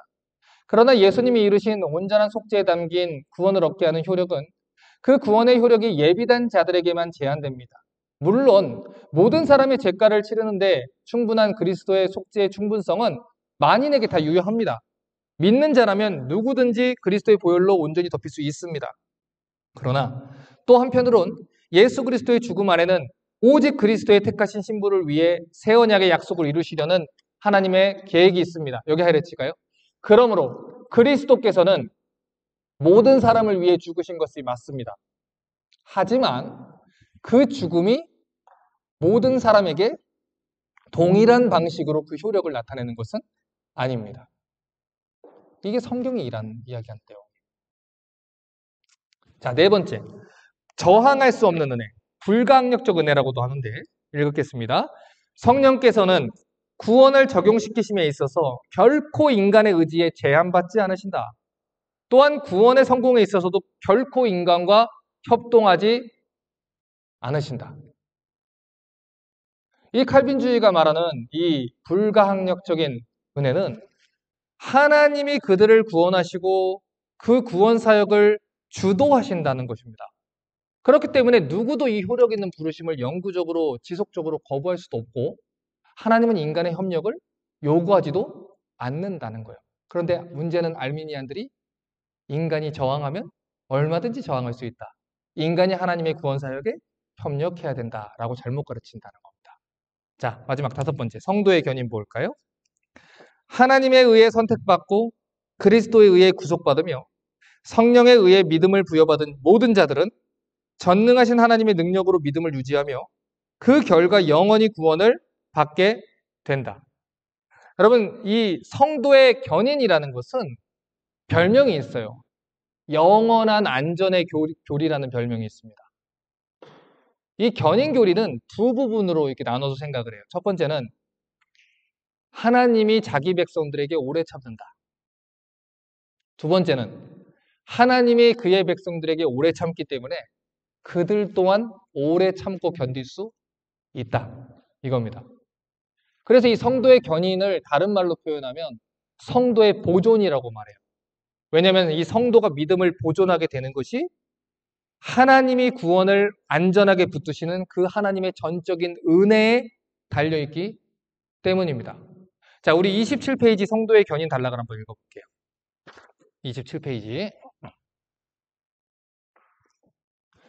그리스도 안에서 하나님으로부터 의롭다 하심을 얻은 모든 믿는 자들은 믿음의 선한 싸움에서 반드시 승리할 것입니다. 우리는 믿음 안에서 끝까지 인내하고 견뎌낼 것입니다. 우리는 내 영혼의 원수에게 결국 굴복당하지 않을 것입니다. 이런 성도의 견인은 새 언약에서 확실히 약속되어 있습니다. 그것은 그리스도의 피로 이미 획득된 것이며 하나님께서 지금도 친히 우리 안에서 일을 행하고 계십니다. 그러나 그렇기 때문에 우리 영적 경계심이 줄어드는 그런 방식으로가 아니고 오히려 우리 경계심에 더욱 권능과 위로를 입히는 방식으로 역사합니다. 따라서 최후의 날에 우리는 이렇게 고백하게 될 겁니다. 주님, 저는 선한 싸움을 싸우고 저의 달려갈 길을 다 마치고 믿음을 지켰습니다. 그러나 이것은 내가 한 것이 아니고 오직 저와 함께 하신 하나님의 은혜입니다. 자, 이제 강의 정리할게요. 23페이지 보시면 이 튤립 교리가 구원받은 성도들한테 어떻게 적용되는지 이 존 파이퍼 목사님이 순서를 조금 바꿔가지고 정리해내온 내용이 있어요. 이 튤립보다 틸룹이죠. 틸룹 순서가 틸룹이라고 했는데 이게 훨씬 더 이해가 분명하다. 전 이 견해에 대해서는 100% 동의합니다. 자, 23페이지 두 번째 단락 보세요. 하지만 저는 실제로 그리스도인이 되는 과정에서 우리가 보통 경험하게 되는 순서를 따라 설명할 때 이 교리에 대한 이해가 조금 더 수월해질 수 있다는 사실을 발견했습니다. 첫 번째, 제일 먼저 우리는 나 자신이 타락한 사람이고 구원이 필요한 상태라는 것을 절박하게 깨닫습니다. 내가 소경입니다. 내가 안진백입니다. 내가 귀머거리입니다. 내가 나사로와 같습니다. 허물과제로 죽은 자입니다. 나는 마른 뼈와 같습니다. 내가 선을 행하려고 하는데 선을 행할 수 있는 능력이 아무것도 없습니다. 그래서 그리스도께 손을 내밀게 되는 거예요. 두 번째, 이후 우리는 나 자신으로서는 도저히 거부할 수 없는 하나님의 은혜를 경험하게 되고 믿음으로 인도함을 받게 됩니다. 세 번째, 이후 우리는 예수 그리스도의 십자가 죽음이 속죄의 모든 요건을 충족시켜 나의 모든 죄를 사하기에 완전히 충분한 사실을 믿게 되고 신뢰하게 됩니다. 여러분, 사도행전에서 사울이 다메섹으로 예수 믿는 사람들 다 잡아 죽이려고 가다가 다메섹 도에서 빛이 비추고 사울아 사울아 네가 어찌하여 나를 핍박하느냐? 나는 네가 핍박하는 예수라. 그 예수 그리스도가 나를 위해 죽으신 하나님이라는 것을 알고 그 사랑에 완전히 압도되어 버려요. 완전히 설득되어 버립니다. 그때 바울이 무슨 생각을 할까요? 내가 주님의 교회를 박해했는데 사도행전 22장과 사도행전 26장을 보면 내가 주의 교회를 박해했던 괴수고 비방자고 박해자고 폭행자다. 이 바울이 디모데에게 주신 서신에서 계속 자기를 얘기합니다. 그러나 그리스도께서 나에게 1절 오래 참음으로 먼저 보이사 사랑으로 관용하시고 나를 돌보시고 붙드셔서 나를 구원하시고 예수 그리스도의 사도로 삼으셨다. 그 하나님의 사랑은 나를 용서하기에 충분하다. 그래서 사도 바울이 그의 감격으로 복음을 전한 겁니다. 네 번째, 그런 후 우리는 나의 죄를 속하고 나를 믿음으로 인도하시는 하나님의 모든 사역의 배후에는 나를 향한 하나님의 무조건적인 선택이 있었음을 깨닫게 됩니다. 사울아, 사울아, 너는 내가 복음 전하는 일을 위해서 선택한 나의 그릇이라. 아나니아가 말합니다. 그가 하나님과 당신의 교회에 주의 성도들에게 적지 않은 해를 끼쳤다 하나이다. 그에게 가서 기름 부으라. 그는 내가 이방인들을 위해서 세운 나의 그릇이라. 하나님의 무조건 선택이라는 거야. 야, 그 정도 배운 놈이 없다. 율법을 그 정도로 잘하는 애가 없어. 그래서 조건이 있어서 선택한 거야가 아니라 죄인 중에 내가 괴순이라. 그리스도께서 나를 구원하셨다. 나에게 1절 오래 참으셨다. 나를 오래 참으셨다. 그리스도의 사랑이 나를 강건하셨다. 나 같은 죄인도 하나님이 선택하셨다. 우리 또한 하나님의 선택을 받은 이유는 딱 하나예요. 박형명 목사가 대단해서 설교를 할 수 있어서 여러분이 신실해서 리스타트 철치를 모였느냐? 아니요. 하나님의 무조건적인 선택. 하나님의 강건적인 은혜. 그 은혜로 오늘 우리가 이 자리에 모여서 이 성경을 배울 수 있는 겁니다. 하나님의 은혜예요. 내가 하나님을 믿었습니다가 아니에요. 왜 하나님이 우리에게 부어주신 그 은혜를 완전히 아무것도 할 수 없는 자들에게 부어주신 그 은혜를 내가 했다는 걸로 물로 희석합니까? 그렇게 해서 하나님의 영광과 하나님의 은혜를 빼앗아서 얻는 게 뭡니까? 나는 여호와니 내 영광을 내 찬송을 다른 자에게 주지 아니하니라. 하나님을 하나님으로 대접하여지요. 그것이 하나님 주권의 신앙, 갈빈주의입니다. 5번째. 그리고 마침내 우리는 믿음 안에서 마지막까지 인내할 수 있도록 나에게 힘과 의지를 주시는 하나님의 택하신 은혜 안에서 참된 안식을 얻게 됩니다. 내가 믿은 거예요? 아니죠. 하나님이 믿게 하셨지요. 내가 버티는 거예요? 아니죠. 하나님이 버티게 하셨지요. 하나님이 붙들어 주신 거예요. 하나님이 붙잡아 주신 거예요. 하나님이 능력을 주시는 거예요. 작년 한 해도 누구의 은혜로 살았어요? 하나님의 은혜로 살았어요. 올해도 누구의 은혜로 살았어요? 하나님의 은혜로 살았어요. 내년은 누구의 은혜로 살 거예요? 하나님의 은혜로 살 거예요. 내가 공부해서 버틴 거 아니에요. 내가 잘 살아서 살 수 있었던 거 아니에요. 처음부터 끝까지 우리 삶에는 하나같이 한결같이 우리를 붙드신 하나님의 은혜 때문에 우리가 있을 수 있었던 것입니다. 내가 논리가 대단했어. 내가 마음이 부드러워서 예수를 믿기로 선택했고 내가 예수의 뜻대로 살기로 작정했다. 아닙니다. 우리 다 추악했고 우린 모두 다 연약했고 하나님 은혜 앞에서 고개를 숙일 수밖에 없는 절망적인 죄인이었습니다. 그런데 그런 자들에게 예수 그리스도 사랑이 부어져서 우리를 선택하시고 사랑하시고 추악한 우리에게 너를 창세 전부터 내가 예정하고 사랑했다 라고 부르시는 하나님의 은혜로 사는 거예요. 여러분, 칼빈주의는 율법주의가 아니에요. 칼빈주의는 인간을 차갑게 만드는 교리가 아니에요. 칼빈주의는 사람들을 강팍하게 만드는 교리가 아니에요.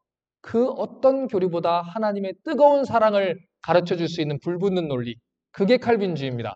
여러분, 그러므로 믿는 바를 분명히 하십시오. 속지 마세요. 우리가 믿고 있는 바가 성경이 믿는 바입니다. 기도하겠습니다.